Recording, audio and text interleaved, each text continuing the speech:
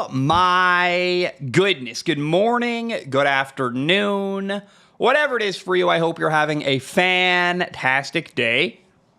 My name is Zach Schaumler. This is Strong Opinion Sports, episode 673. I hope you're doing very, very well. Good morning. It's kind of a weird episode today. I would almost even say it's an awkward recording time. I'm recording this on Sunday morning as a game is going on in London between the Jaguars and the Bears. The Bears are winning right now. Hilarious that the Jaguars are going to start 1-5, it looks like. Look, here's the deal. It's the rare weekend in the football landscape where, to me, college football steals the show. It's the way more interesting of the two major football leagues this weekend. College football, a couple of great games I want to talk about. The NFL, like Colts, Titans, Texans, Patriots. I don't know, man. I think, like, Commanders, Ravens is a great game. The primetime game tonight is Bengals at Giants. You know, I don't know. I just, great. But I did not want to wait until Tuesday to comment on what was an incredible weekend of college football. You know, Nathan and I record on Monday nights, and I can't wait to have Nathan on the show to talk about Oregon, for example. He's a huge Oregon fan, was on their campus at one point. I can't wait to hear what he has to say. In fact, Nathan sent me videos. He was front and center watching Oregon beat Ohio State. So, like, look, I can't wait to talk about that. Tuesday is a long time from now. It's Sunday. Let's talk about it. Let's jump into college football. So, the game of the weekend. Number 3 Oregon beat number 2 Ohio State in Eugene, Oregon, 32-31. I sent a text at halftime to Austin and Nathan. Austin was on the show Thursday. Nathan, the regular co-host Monday nights. Win or lose, at halftime I felt this way. Oregon really, really impressed me. They were hanging in the game. They were making plays, really challenging Ohio State. And ultimately, they would go on to win the game. It was a massive, massive victory for them. I also want to comment, I thought Oregon overcame a really early missed call on the opening drive for Ohio State. Ohio State goes down. They score a touchdown.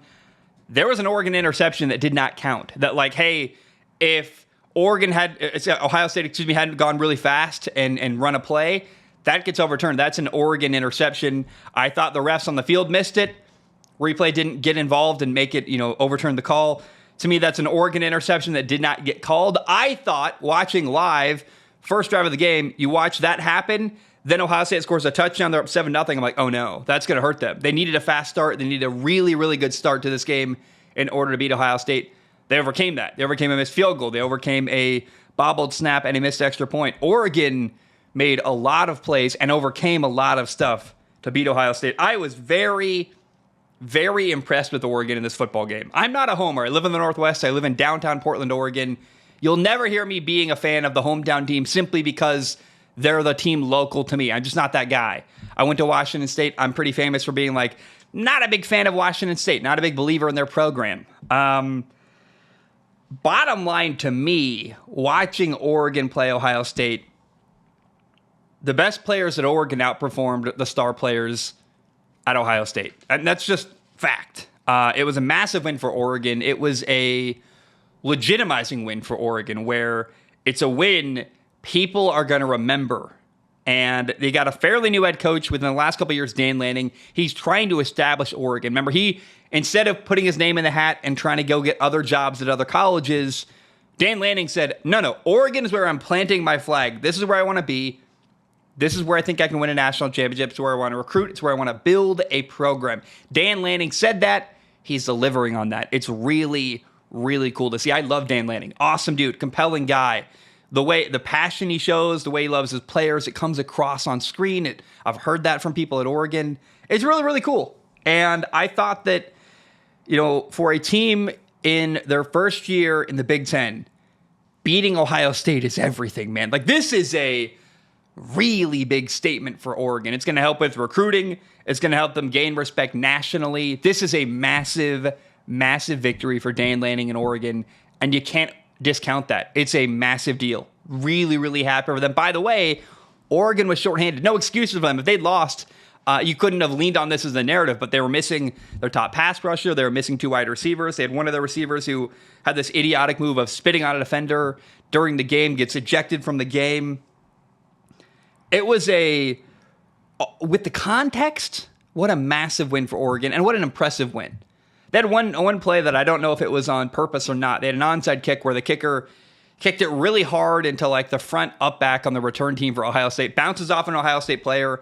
Oregon quickly collects themselves and recovers the ball. It happened so fast. It's like, was that a plan? I don't know. Oregon was right there to scoop up the ball. I don't know how you plan that. Is a kicker good enough to kick into a player knowing, like, I just don't know you can plan that kind of onside kick. If it's by design, that's incredible design. If it's not, it's incredible luck. Either way, it gave Oregon an extra possession. It was huge. It was a massive momentum shift for Oregon. Ohio State's in trouble a little bit.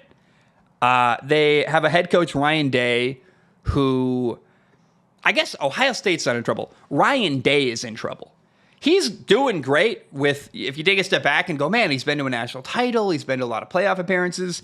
He's 61-9 as a head coach. Like, that's not a bad record to be a head coach at almost any program in college football. However, here's the kicker with Ryan Day. He's 1-7 against top 5 opponents. That's not good enough at Ohio State. That's a problem. I worry for him. I think he's a great coach, doing a good job. I thought him hiring his former offensive coordinator at New Hampshire, Chip Kelly, was pretty cool. But we're waiting, and he struggled to beat Jim Harbaugh. He's 1-7 against top 5 opponents. Ryan Day continues to lose big games, and it's a bad look. And I worry for the sake of his job. I go, at some point, they're going to get tired of this. I thought this was the year. Jim Harbaugh's gone. It's your chance to win the Big Ten. That looks in jeopardy now. Penn State, Indiana, and Oregon are all 6-0. Ohio State is not undefeated. That's weird and awkward and not great.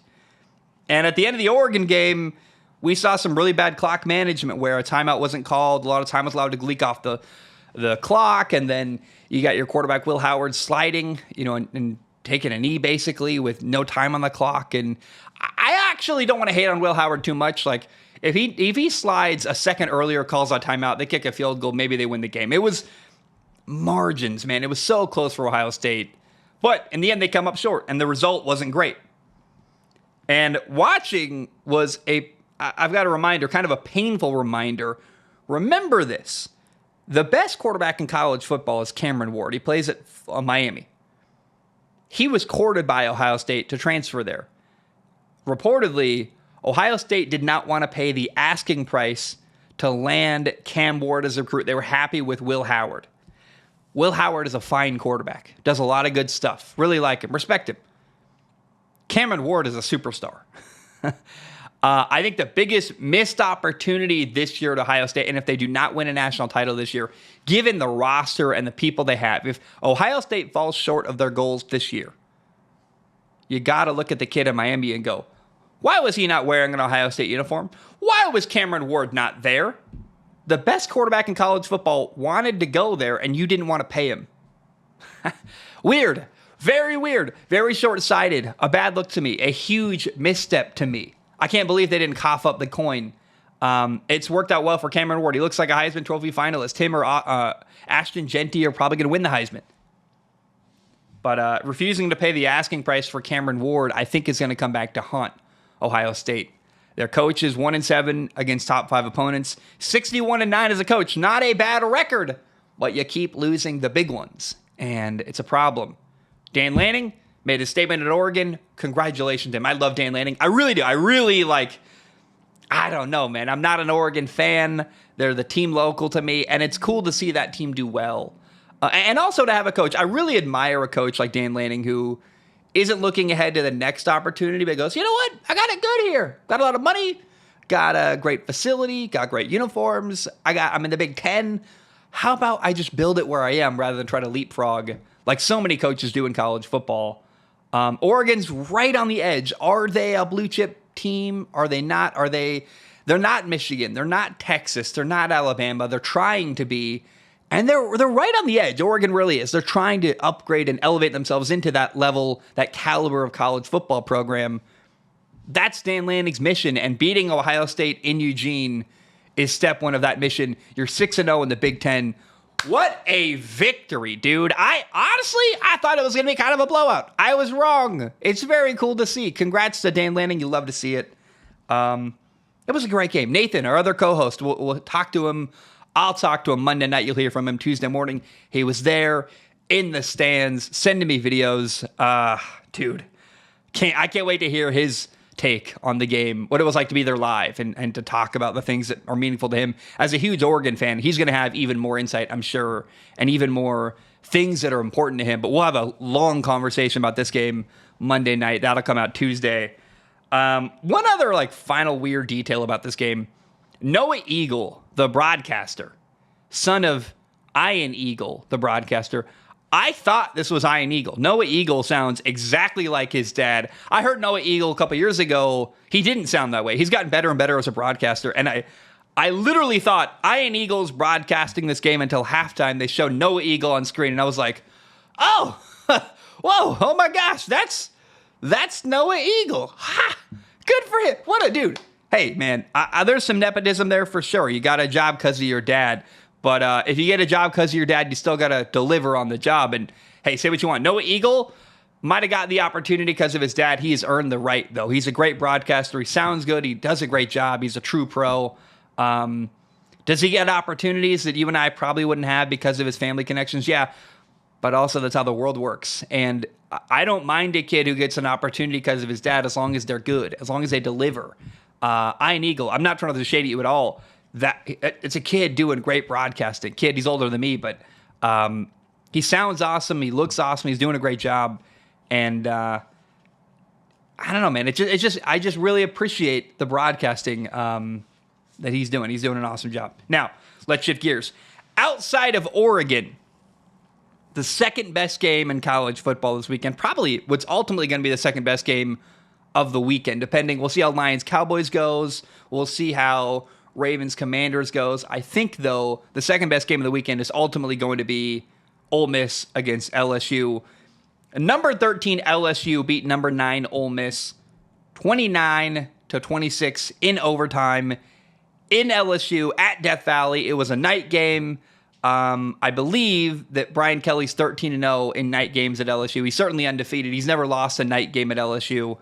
That atmosphere is incredible. I want to someday go to Baton Rouge and watch a game in Death Valley at night. It's the probably most attractive college football setting to me as I look around the college football landscape. Like Tuscaloosa is cool. Sanford Stadium in Athens, Georgia would be really fun. I like the light show they do with they turn the lights off and have these red lights in Athens, Georgia. But Death Valley at night, an LSU game, seems like you could sit anywhere in that stadium. It would be a really, really fun treat to be there. LSU lost their first game of the year to USC 27-20.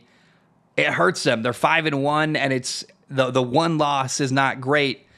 I think, man, it's gutsy to take a game like that week one against a really good opponent. And USC, they're 3-3. They're a really good 3-3 football team. I just wouldn't write off LSU yet. They are, in my opinion, a college football playoff team. I think they're going to play in the SEC title game. We'll see. They play Alabama later this year. It's kind of going to come down to how that game works out. It's Georgia and someone else. Might it be Georgia and LSU? Might it be? We're going to find out. I'm really not sure. The SEC is shaping up to be really, really interesting. It's Alabama. It's Georgia. It's LSU. Ole Miss has now got 2 losses, so they're probably out of the mix, but it's still interesting there. Either way, this was an incredible game, and it's worth acknowledging. Ole Miss was missing their top receiver by the end of the game. Trey Harris left the game hurt. They were a bit shorthanded. They're also their lead, a great runner. Running back was out as well. I will say though, Trey Harris, when healthy, when playing, had a wide open deep ball down the middle of the field. Should have been a touchdown that he dropped, and you could feel it in the stadium. Like, oh, can't do that, dude. And I would imagine across the board, NFL evaluators kind of scratched his name off the list because you can't draft a kid early in the draft who does that. He just really hurt his draft stock with that drop, in my opinion. Great players catch that ball, and to not catch that was massive. I think the guy that deserves the biggest shout out, though, from this game is LSU quarterback Grant Nussmeier. He did not have a perfect game. 22 for 51 passing. That's less than 50% completion percentage. Not great. 337 yards, 3 touchdowns, 2 interceptions. I want to be very clear. Not a perfect game from Garrett Nussmeier. If I said Grant, I don't know how that happened. Garrett Nussmeier, LSU quarterback. Love the kid. I had some issues with the game plan, the play calling at LSU. I thought they didn't do a great job getting the ball over the middle at the short and intermediate level. Every throw was so far downfield. They were attacking vertically, and it was working to some degree, but I thought they made their lives harder than it needed to be. But Garrett Nussmeier kept battling and found a way. And what really stands out, 4th and 5, 32 seconds left, throws a 23-yard touchdown pass to tie the game. It was a big-time throw, man. He's in the pocket. He's hanging there. Throws kind of a bit of a sidearm arm angle. Receiver's not open. He throws a receiver open over the middle on a post route. That's an NFL throw, man. It was beautiful. It was like, whoa, that's impressive. And multiple times in this game, Garrett Nussmeier made throws when LSU needed him to make a play. He was extending plays, not with like really huge plays outside of the pocket, but sliding in the pocket, backpedaling, keeping a play alive a little bit, buying just enough time to get the ball off, make a completion happen. Was it a perfect game for Garrett Nussmeier? No. But again, when they needed big-time throws, he delivered them over and over and over again. And I don't know why there isn't more of an attraction to Garrett Nussmeier across the board. To me, that's an NFL quarterback. He's young, he's in progress, but he's making a lot of big-time throws that simply other quarterbacks in college football do not make. Is there some bad there? Yeah. Is there some stuff that needs to work out? Yes. But ultimately, he's kind of a Brock Purdy. Great anticipation. Not the biggest arm in the world, but I think he could run Miami's offense, by the way, in the NFL with Tyreek Hill, Mike McDaniel, Jalen Waddle. I think he could run that system actually effectively with his timing, with his accuracy. I'm really impressed with Garrett Nussmeier, I guess is what I'm trying to say. I know he's not perfect. This game wasn't perfect. I'll say that a bunch, but the good plays are like there and really good. And the anticipation, the accuracy, throwing receivers open. What Garrett Nussmeier did against Ole Miss really impressed me and grabbed my attention. Ole Miss got the ball first in overtime, and their offense kind of fell apart. A holding penalty, a false start. Ended up like 3rd and 25. They kick a field goal. LSU only needed one play on offense. They got a touchdown. Ball game over. Garrett Nussmeier called game. It was awesome. I really enjoyed watching LSU and Ole Miss. It was man, I love games that come down to the final play, whether it's Oregon, Ole Miss, LSU. There were a lot of really, really incredible games in college football this weekend. LSU, Ole Miss was one of them. And I called that weeks ago. I would say even week 1 of college football. You heard me talk about it. Dude, this is a game on the schedule down the road that's going to be a really fun matchup. It delivered big time. Another great game in college football. Penn State beat USC 33-30 in overtime. Penn State is 6-0. And right now they're the 4th-ranked team in the country. I've got a hard time with that. I don't know. It's true that when you look around college football, okay, Ohio State lost.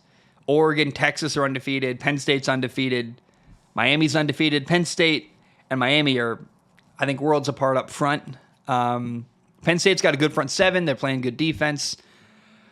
It's hard. It's really difficult for me to take away from what Penn State has done. But I don't want to. And you know, you look at the Big Ten, the 3 undefeated teams would surprise you. Oregon, Penn State, and Indiana. Oh, what? Indiana? Like, I know. I'm very conflicted with how to feel about Penn State. I'm not going to lie to you. I'm not a huge fan of Drew Aller, and I've doubted him a lot. However, watching Drew Aller, the Penn State quarterback Drew Aller, 30 for 43 passing, 391 yards, 2 touchdowns, 3 interceptions. Little caveat there. One of the interceptions was on a Hail Mary at the end of the 4th quarter. You can't really hold that against the kid. And despite my doubts in Drew Aller, and he's been the reservation with me all along, Penn State, they run the ball well. They play good defense. They've got a lot of stars all over the field. It's the quarterback that's really been the thing that's held me back from embracing Penn State so far. I watched Sean Clifford play there for years. The quarterback has always been a concern at Penn State, in my opinion. It's never quite worked out there under James Franklin. Drew Aller's the kid who's Matt, he's 6'5". They compare him to Joe Flacco. And I'm like, he's just tall. He's not very good. Well, I thought he made some good plays in and out of the pocket against USC. He had a huge play on 4th and 10 with Penn State down 7 points. 4th and 10. He extends the play, avoids a sack, gets out of the pocket, throws the ball for a huge first down. And you're like, I keep doubting Drew Aller. And in this game, he's making play after play. And it's just getting hard to not believe in Drew Aller after a while. To me, I want to believe in Penn State. I really do. But I've just watched them under James Franklin have 10-win seasons and lose the big game or two every year. So I can't bring myself to believe in Penn State yet. On November 2nd, they play Penn State. It's at home. It's in State College, Pennsylvania. You beat Ohio State, you'll get my vote finally. You'll legitimize yourself in my opinion. But you got to beat Ohio State for me to really start to believe Penn State's got a national title opportunity here. I think they're a college football playoff team. They're really good. But I just, every year, Penn State's kind of some fool's gold. Reminds me of the Dallas Cowboys, actually. They got a great regular season. They can't win the big game. Penn State is the same way. They're really good. They dominate bad opponents. They struggle against the best ones. And I think USC's better than 3-3. So I think this is an impressive victory for Penn State, even though USC is 3-3. I don't want to take anything away from them. I'm kind of in wait-and-see mode. Let's see what Penn State does the rest of the year. Their schedule at Wisconsin, Ohio State, in-state college on November 2nd, then Washington, Purdue, at Minnesota, and Maryland. Outside of Ohio State, it's a manageable schedule for them. Minnesota did get USC. Wisconsin's not terrible, I guess. Washington beat Michigan. It's not an easy route to go undefeated in the Big Ten, ever. You don't play Oregon. That's great for Penn State. I think they're going to be probably a Big Ten title team. It's going to be a revolving door of Ohio State, Oregon, or Penn State. Two of those three teams are probably going to play for the Big Ten title. Not sure which two of those three teams yet. Penn State's in the running. I just don't view them as a national title contender until they win a big game like Ohio State. Because just every year, they kind of fool people, and I'm just not buying it.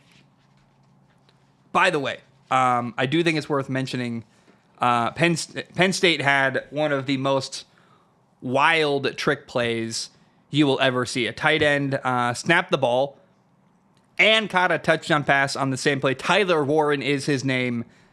Crazy stat line. 17 catches, 224 yards, and a touchdown as a tight end. What a game. What a game for Tyler Warren. Very, very impressive work for him.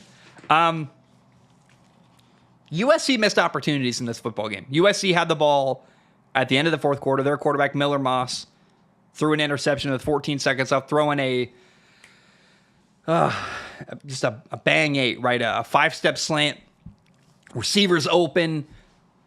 Ball is high up over a receiver's hands. That would have been a completion. Would have been an opportunity to kick the game-winning field goal. They had all 3 timeouts. They could have stopped the clock. If that's an accurate throw, I think USC wins this football game. Probably. Certainly, they kick a field goal that would have been for the game. Then also in overtime, USC had the ball. They missed a field goal in overtime. I'm not going to lie to you. I think I'm the only person with this opinion, and I don't mind being alone on an island. I'm very early. I think we got to just let it play out. I'm not too worried about USC. I'm not very worried about USC. Lincoln Riley is 22-11 at USC. That's not very good. Let's acknowledge that. But he also overtook a program that was struggling. It wasn't like you compare the Oklahoma situation for Lincoln Riley to the USC situation.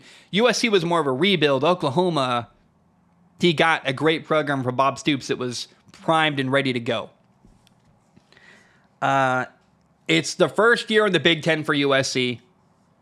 Last year, the USC quarterback won the Heisman Trophy, or 2 years ago, excuse me.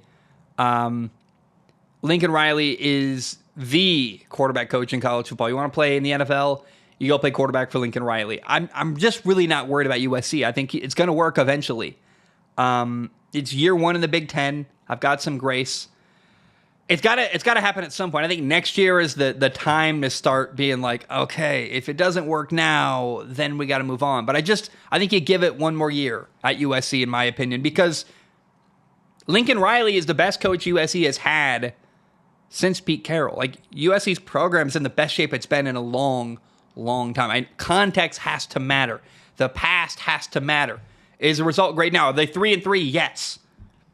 It's a weird 3-3 though. USC is 3-3 with a 3-point loss to Michigan in Michigan, with a crazy last minute loss that, like, you give up a huge run, Michigan kicks a field goal, they win. It's like, oh, I mean, that brutal way to lose a football game in the big house at Michigan. You win that game, you're 4-2, and the whole view of USC is different. They lose to Penn State by 3 in overtime, where your quarterback throws a routine ball high, gets picked off with 14 seconds left, would have been able to kick a field goal to win. You miss a field goal in overtime with the ball first. The only loss that really stands out as like egregious by USC is losing by a touchdown to Michigan. But all three losses by USC this year are by one score. I mean, it's some bad luck. It's some bad bounces. It's some bad coaching, I'm sure. I mean, the clock management, for example, could have been better by USC. But I don't want to overreact to Lincoln Riley being 3-3 and 22-11 as a head coach at USC. He inherited a program in flux. He had to build it. I think he is building it. You beat LSU to start the year. There was a huge victory. I don't count out USC. I think this year they're cooked, right? The year is over. They got 3 losses. They're not a playoff team. From here on out, though, you play Maryland, Rutgers, Washington, Nebraska, UCLA, Notre Dame. All winnable games. I think they probably end the year, 1, 2, 3, 4, 5, 6, 9-3. And you're a win shy of being 10-2, which would, if you're 10-2 at USC, you're one of the Big Ten. That's a victory.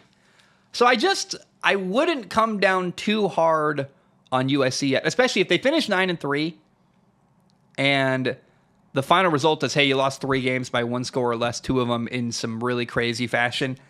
I can forgive that and look to next year. But if you're going to fire Lincoln Riley, you better have a plan. You better have a new coach lined up and ready to go. And I don't think there is that coach out there. I think your best bet at USC is ride it out. Be patient. I know that's really hard to do in college football, but be patient. Take your time. Do not forget how bad and frustrating USC was to watch before Lincoln Riley got there. I really like what Lincoln Riley's doing. I think they're a player or two away from being undefeated. And I just don't think it's the end of the world. I think the offensive line is still working on things. They got some stuff they're figuring out. But I wouldn't panic if you're watching USC football. Give them time. Give them till middle of next year. If middle of next year Lincoln Riley is still losing big games and not at the top of the Big Ten, then let's have that conversation. But I wouldn't pull the trigger on firing Lincoln Riley just yet. The Red River Showdown happened. Number 1, Texas beat number 18, Oklahoma, 34-3. Texas exploded in the second quarter. Game wasn't close after that. I want to acknowledge the game happened. I had it on my multi-view screen watching college football. I watched it. I didn't listen to it. I was listening to other games that were important to me. It was not a memorable game. It wasn't a great game in college football. It was honestly a very... I mean, look, I don't find it disappointing because Texas is the number 1 team in the country. Like, you're supposed to beat the number 18 team by a wide margin. I was hoping maybe Oklahoma could challenge them. It's a big rivalry game. Usually Oklahoma rises to the occasion. Texas just looked far better. And it's like, well, yeah, it's the number 1 team in the country. I can live with that. More surprising to me is like Alabama struggling to beat South Carolina. And you got a coach, Shane Beamer, fighting for his life. They're 3-3 at South Carolina, trying to keep his job, trying to stay relevant. I like South Carolina. I like Shane Beamer, rooting for him. I think that was they almost got him. They lose to LSU 36-33. You lose to Alabama 27-25. Like, if Shane Beamer could be 5-1 with wins over LSU and Alabama, like they were so close to doing, I think he'd be in a really different spot. So I don't know how we got here, but the Texas game wasn't very interesting. Alabama was close. I struggle to comment on that. I didn't watch very much of that game. I just saw the end of it, and it was like, oh, that's like South Carolina got a onside kick, and they had the ball. It came down to the final play. It's like, that shouldn't really happen. Here on out, Alabama plays at Tennessee on October 19th, a week from now. That's huge. Missouri, it's a good football team that got a lot of veterans. They could beat Alabama. You play LSU at LSU. That's scary. What time is that a night game at LSU? It probably is. To be determined. It probably is. Alabama then plays Mercer, then at Oklahoma, then Auburn. It's a tough road ahead for Alabama, honestly, in my opinion. You got a head coach, Kalen DeBoer, in his first year there. Alabama making the SEC title game would be huge for them, but they're 5-1. That loss to Vanderbilt really hurt them. You beat Georgia, but you're struggling against teams that you shouldn't struggle against, in my opinion. So keep your eye on Alabama. The rest of the year is fascinating for them. Now, I want to talk about Ashton Jeanty. Ashton Jeanty is the running back at Boise State. If he keeps doing what he's doing, that's a big caveat there. He's got to keep it going. But the production from Ashton Jeanty, the running back at Boise State, has been prolific. If he keeps doing that, he should win the Heisman Trophy, in my opinion. He's run for 1,248 yards, so 1,248 yards. The next closest guy does 937. He's got more than 300 yards more than the second leading rusher in college football. That's incredible. He's run for 17 touchdowns. That's the most running touchdowns in the country. Rushing, I guess, is the right word there. I want to encourage this. I love that Ashton Jeanty plays at Boise State. He's dominating, putting up crazy numbers. I would really like to see him get rewarded. I would like to see Ashton Jeanty win the Heisman Trophy. If it's not him, I think it's Cameron Ward at Miami. But what I want to see is more players, especially in the world of NIL, where I'd love to see a world where like a team like Boise State or Oregon State or I don't know, name any, Houston, the Cougars or something, right? A team, but even a non-Power 5 or I guess Power 4 school now, a non-Power 4 conference school could get a guy like Ashton Jeanty, I don't know, a BYU, a SMU, someone like that. I guess SMU is a bad example. But I like the idea of a school that's not at the top of college football having maybe the best player at their position dominating. And I want that rewarded. Because I see a world where a team like Boise State goes, we can't get all the best recruits in the country. We could pay the money to go get the best running back in the country, the best receiver, whatever it is. And I'd like to see guys go get paid, dominate, and get rewarded. I think that'd be a fun part of the college football landscape if like a random school that's not a Power 5 team have like the best wide receiver in the country or the best running back in the country like Boise State looks like they have. You look at Conference USA. What if, I don't know, Sam Houston got the best quarterback in the country? What if, I don't know, the Eastern Michigan Eagles or the Northern Illinois Huskies have the best receiver in football? Boise State's a great spot to do that, though. I like that they have the most productive running back in the country who is putting up insane numbers week to week, like just dominating people. I want to see more of that. I want to see that rewarded. I would really enjoy watching Ashton Jeanty get taken care of. Get him a Heisman Trophy if he deserves it. 267 yards rushing against Georgia Southern. 259 against Washington State. 217 against Hawaii. 17 touchdowns in 6 games. It's awesome. Boise State's 5-1 on the back of their incredible running back. And if that dominance continues, I want to see it rewarded with a Heisman Trophy win. How often is Boise State going to have a player like this? Reward it. Reward it. It's what he's doing is incredible. It's even more impressive than what Case Keenum did at like Houston, for example, putting up crazy numbers. I think that you gotta respect and reward what Ashton Jeanty has done, the running back at Boise State. And if he keeps it up, if he ends the year this far ahead of, like a game ahead of everyone statistically at running back, give the guy the Heisman Trophy. He deserves it. He's the best player having the best year in college football. and I'd like to see that rewarded, in my opinion. Talk about baseball real quick. I watched baseball. The outcomes are disappointing. We'll start with the NLDS, actually. Friday night, the Dodgers shut out the Padres 2-0. I wanted a better game. It was a good baseball game. Let's be real. I was watching with my family. It was like, this is really competitive and fun. It was a shutout. I just wanted a little more drama at the end. Although the truth about baseball is any pitch could be a run. And so there's always that tension of that. But 2-0, the game felt out of hand. The Dodgers shut out the Padres. So in the NLCS, the LA Dodgers will play the New York Mets.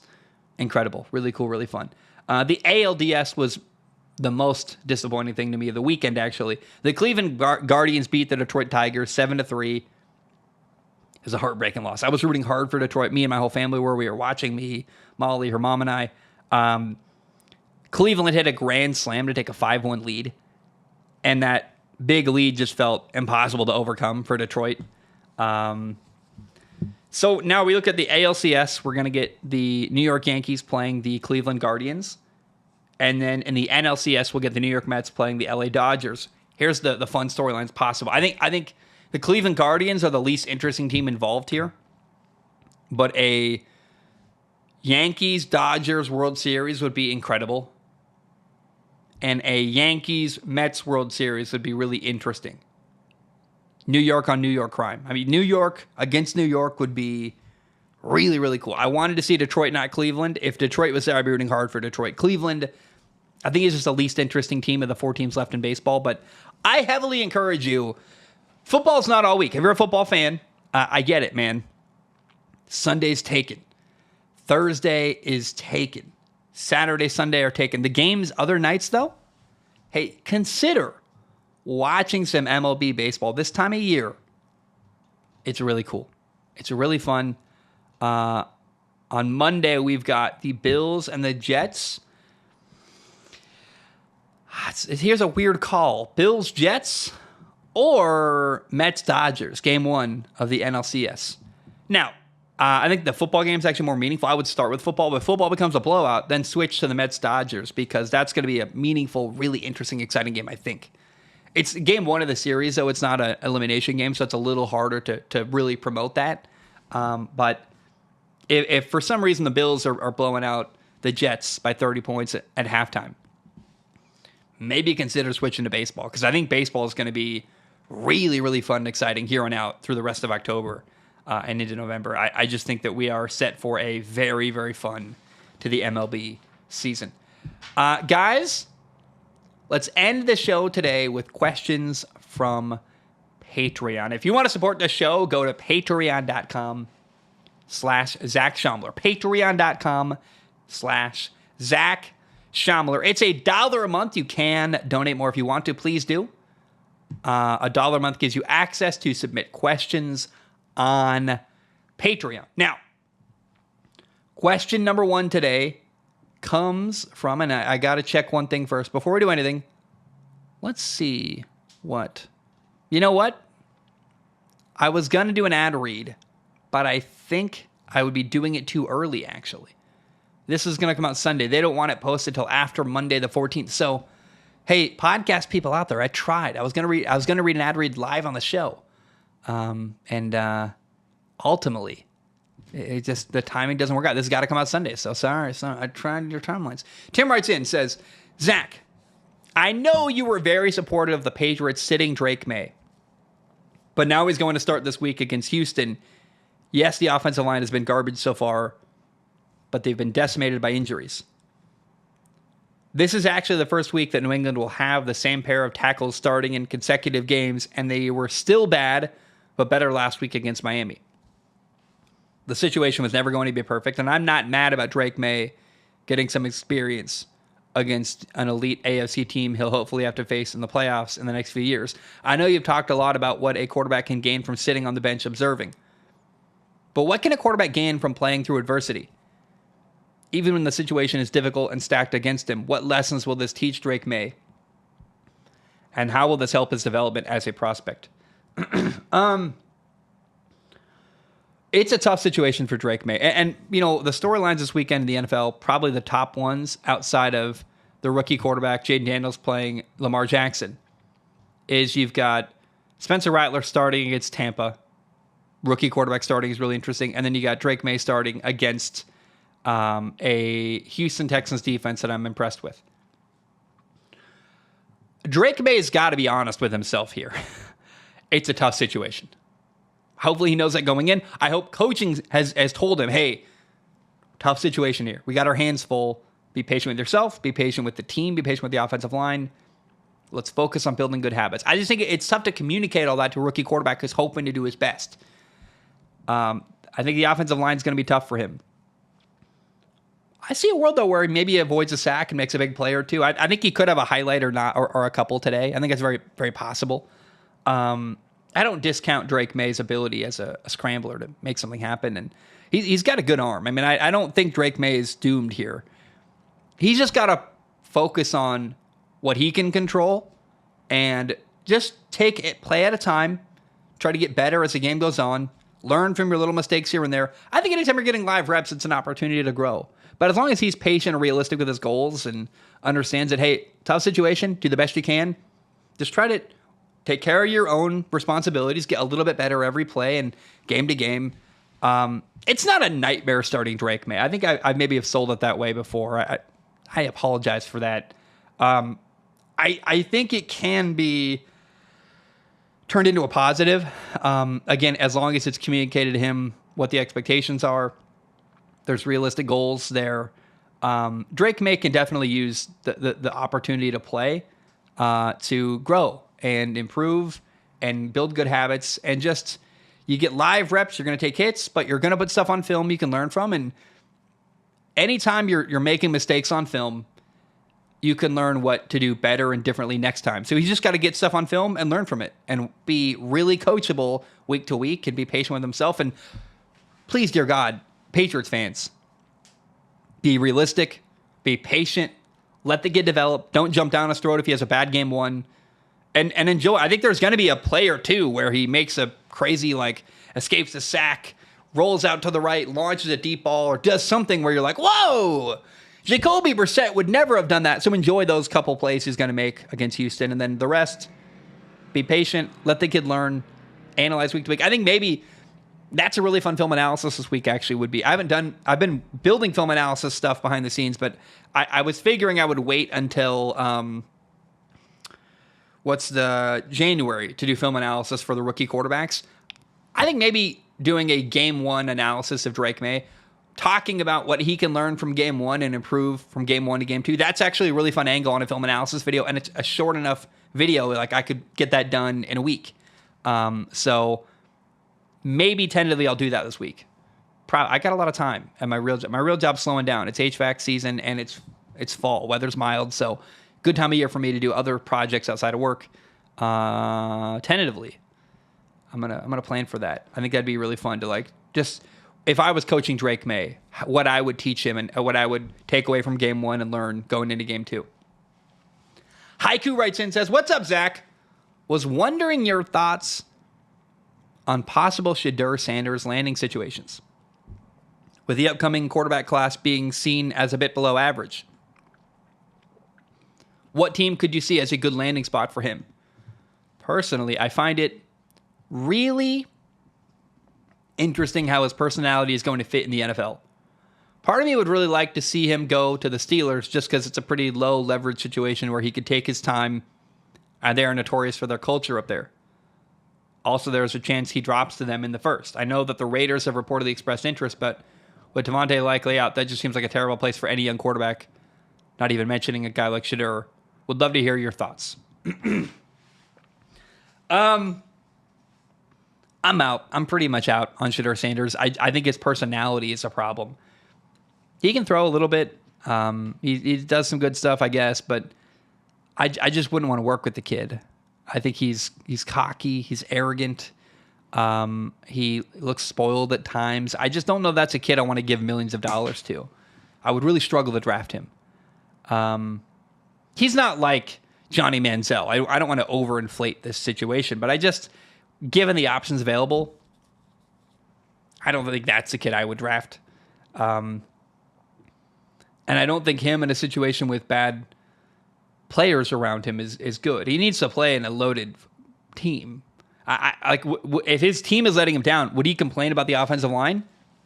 Would he complain about the receiving core not being good enough? Would he complain about the general manager? He's a loose cannon when it comes to public relations. So things he would say publicly, and you can't have that kid as your quarterback, in my opinion. So for me, that rules him out automatically. I just don't know that he would handle himself responsibly enough at the podium. Then his dad, all this baggage. I wouldn't touch Shadeur Sanders with a 10-foot pole, almost no matter what. He's also not got a huge arm. He's not super accurate. I don't know what he does physically that's that impressive anyway. So I'm just I don't get it. I don't see the upside with Shadeur Sanders. I wouldn't get anywhere near that player.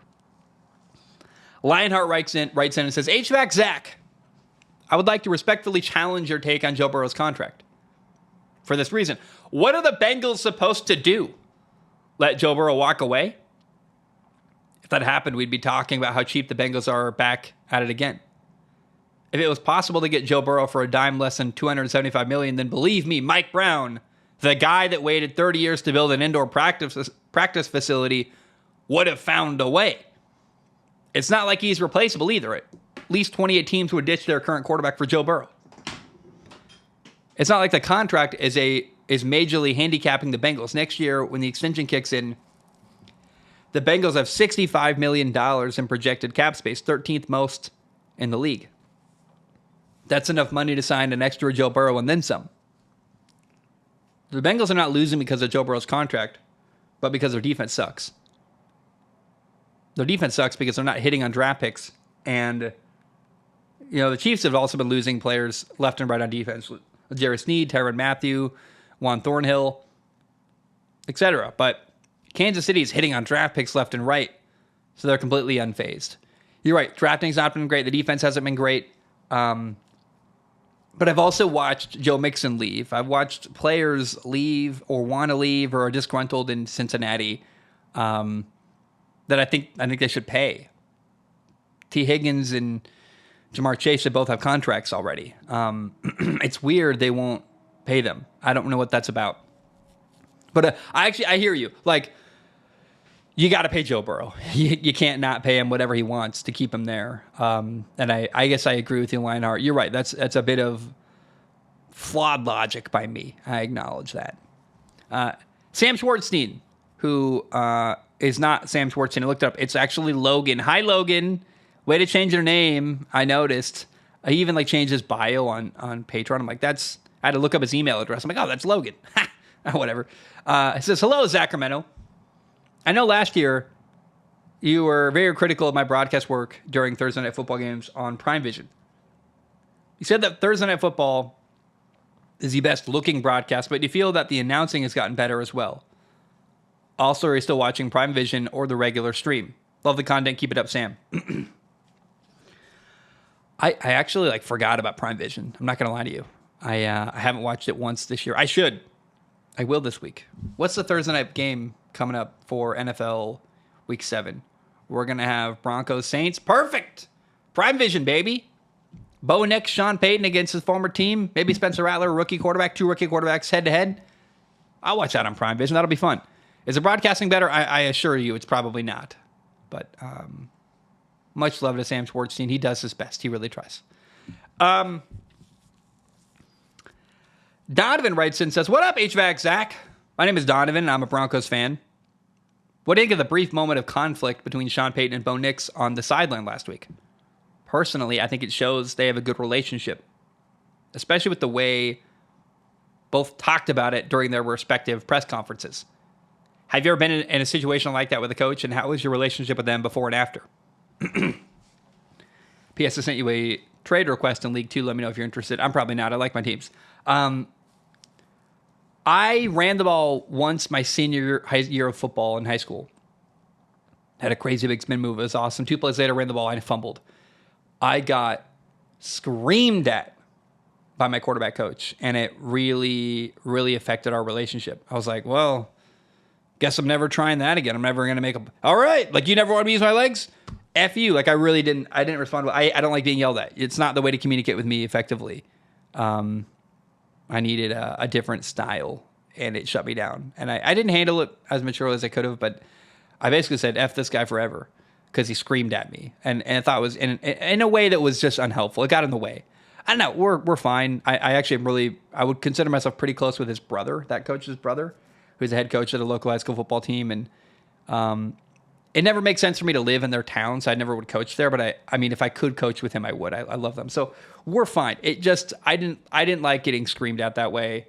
But I didn't have the emotional maturity that a guy like Bo Nix does. I got to say, watching these two guys, Sean Payton and Bo Nix, I think the relationship's great, honestly. I think they're fine. And I thought the way they handled it showed, like, it's fine. They were, he's telling me he loved me, basically. Like, it's funny. If Bo Nix and Sean Payton don't work together, I'm going to be so disappointed. If Bo Nix doesn't become the franchise quarterback of the Denver Broncos, I'm going to be heartbroken, because I love watching these two guys work together. Like, they were made to work together, Sean Payton and Bo Nix. It's awesome. Their relationship, the way they work together, their camaraderie, all of it. And it'd be such a shame if Bo Nix and Sean Payton don't end up, working together for a long, long time in Denver as partners, because they seem like they like each other. They like working together. Bo Nix could not be the more perfectly tempered quarterback to work under Sean Payton. It's perfect. Bo Nix and Sean Payton are a marriage made in heaven as far as personality, as far as coachability. And Bo Nix seems to understand, hey, if I just listen to this guy, it's going to work. I'm going to be a great quarterback. And he's just falling in line. It's exactly what Russell Wilson probably needed to do under Sean Payton. I wonder, what would Russell Wilson be if he just fallen in line under Sean Payton, not had an opinion, not done all the extra nonsense, just been a humble, coachable young player ready to learn from Sean Payton? Russ might have resurrected his career. I think he got in his own way. Bo Nix is smart enough to realize, this guy wants to yell at me, I'll let him yell at me. Tell him I love him. I'm going to listen to him. This guy knows what he's doing. And there's a level of trust and respect Bo Nix affords Sean Payton that I think makes it work. And it's really, really cool to see. Troy says, seeing how the news broke that Minshew is benched, what are your thoughts about it? It's a right move. Gardner Minshew, love him. I love Gardner Minshew. Awesome personality.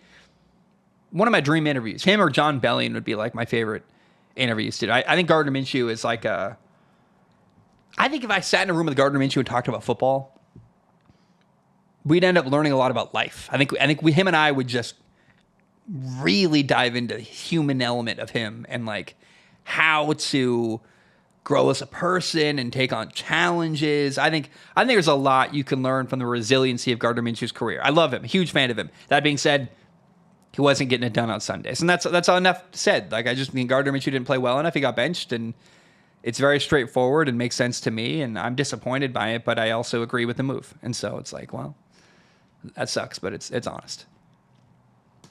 Troy's got another question. Says, greetings to the all-important Zach.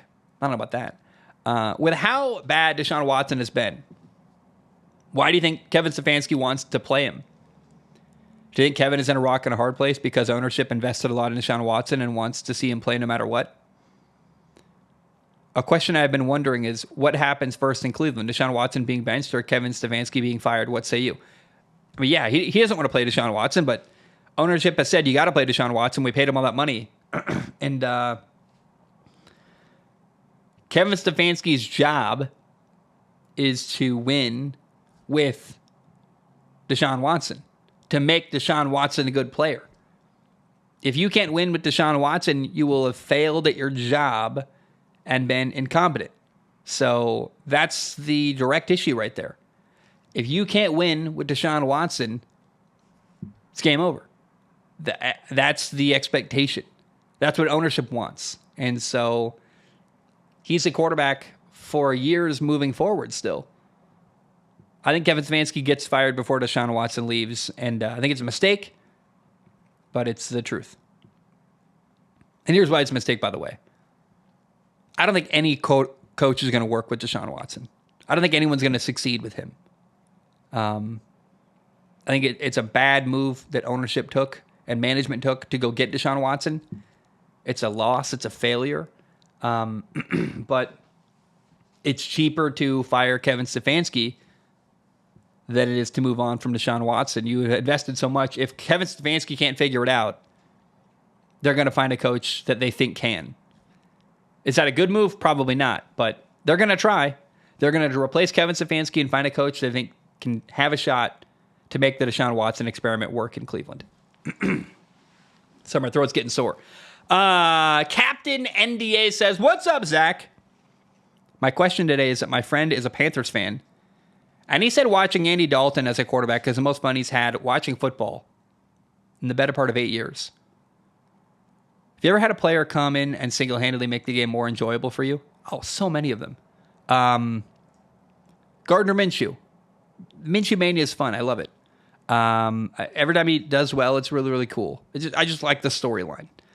Tim Tebow was a really, really fun year in Denver. Watching him with my dad on the couch, watching him throw a slant for a long touchdown and beat the Pittsburgh Steelers in the playoffs was incredible. Like that, great. It was fun. Tebow made the game more fun. Cameron Ward is a player that comes to mind. I love watching Cameron Ward. He just is special. He really is. And every time I get to watch him play, I'm like, that's what it should look like when you play college football. Caleb Williams is fun. Quinn Ewers is fun. Guys, their style just makes the game fun to watch. Patrick Mahomes is another player that his style, like you can't help but appreciate what he does. I just think Patrick Mahomes is incredible and cool and talented and a joy to watch. The way he elevates his teammates, the way Patrick Mahomes extends plays.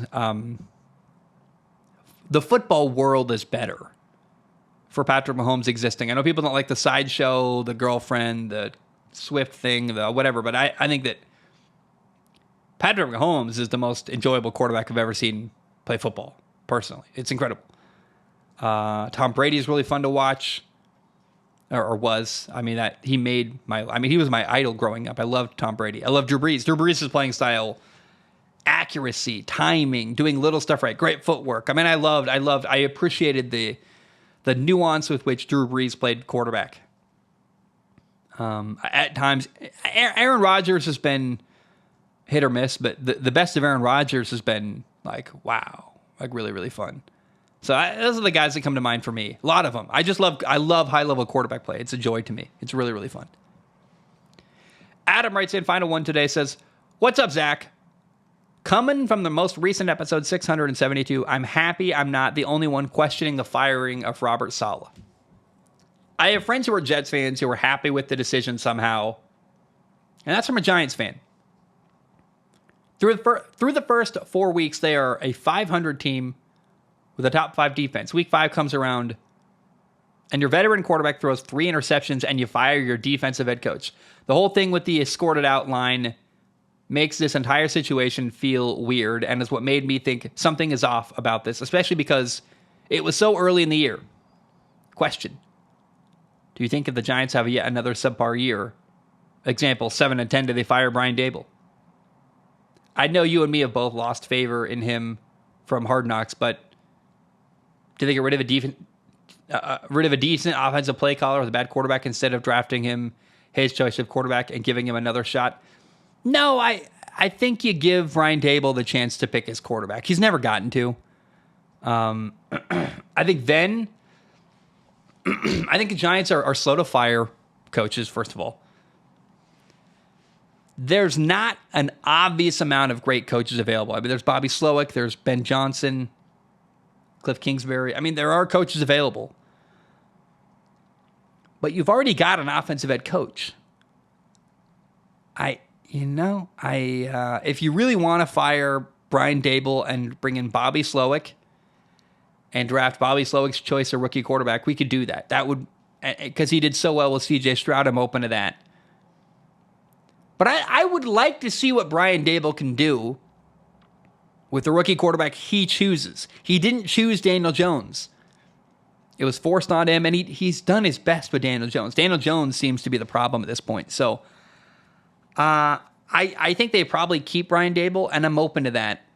I would like to see Brian Daboll coach with a quarterback he chooses. That would be fascinating to me. I tank for Cam Ward, I guess. We'll see what happens there. But I really wouldn't mind seeing Brian Daboll get his guy at quarterback. Although he coached Josh Allen in Buffalo. You can't replicate Josh Allen. He's one of one.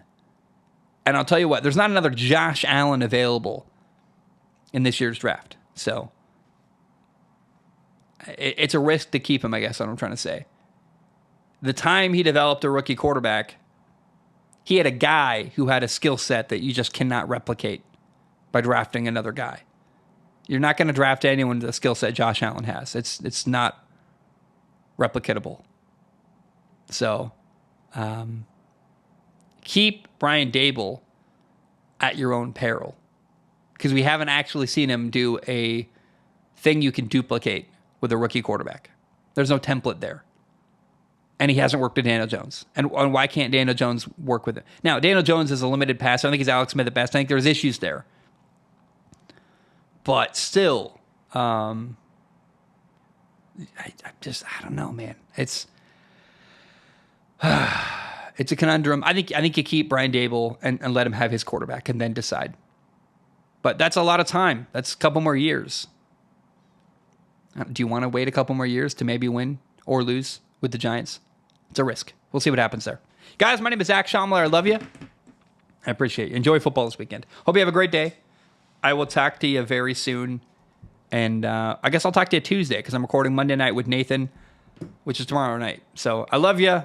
Until next time, ba-dum-bum, bam, we are done.